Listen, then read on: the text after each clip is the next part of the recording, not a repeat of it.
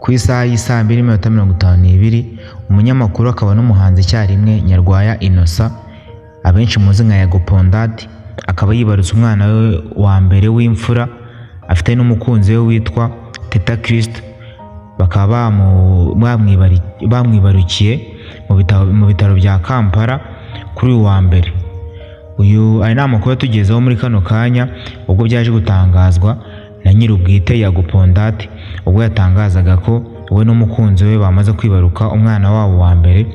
Gusa ntituramenya niba ari umuhungu cyangwa se ari umukobwa, ntabwo turamenya izina rye neza. Gusa amakuru y'ingenzi ahari ni uko uyu Yago Pondati yamaze kwibaruka umwana we wa mbere. Ni ibintu by'ibyishimo byo kwishimira uko twagendaga tubona amafoto ye ari kumwe n'umukunzi we, amakuru tugenda twumva ko ashobora kuba atwite, ibintu bigendanye tubyumva gutyo. Gusa nyir'ubwite nawe yaje kubyitangariza kandi anahamya ko baje kwibaruka umwana wabo wa mbere.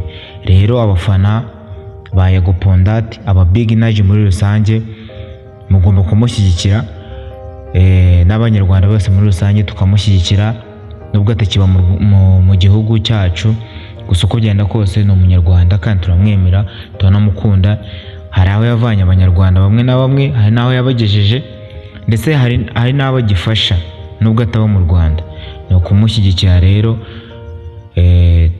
n'andi makuru aragenda aza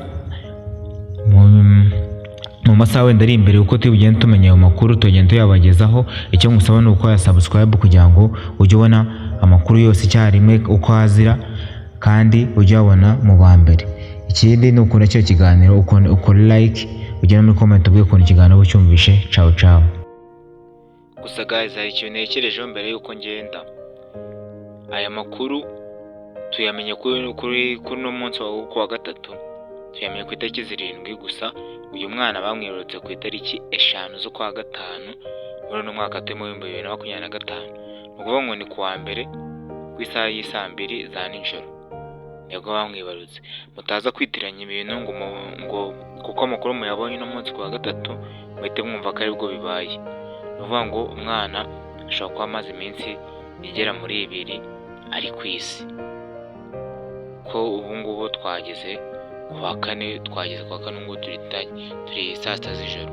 Nuvuga ati rero uyu mwana bamwibarutse kuwa mbere saa 2 z'ijoro, uno munsi tukaba turi kuwa kane. Murumva ashobora kuba yanyuzamo nk'iminsi 2 umwana ashobora kuba agiye kuyuzuza ari ku isi.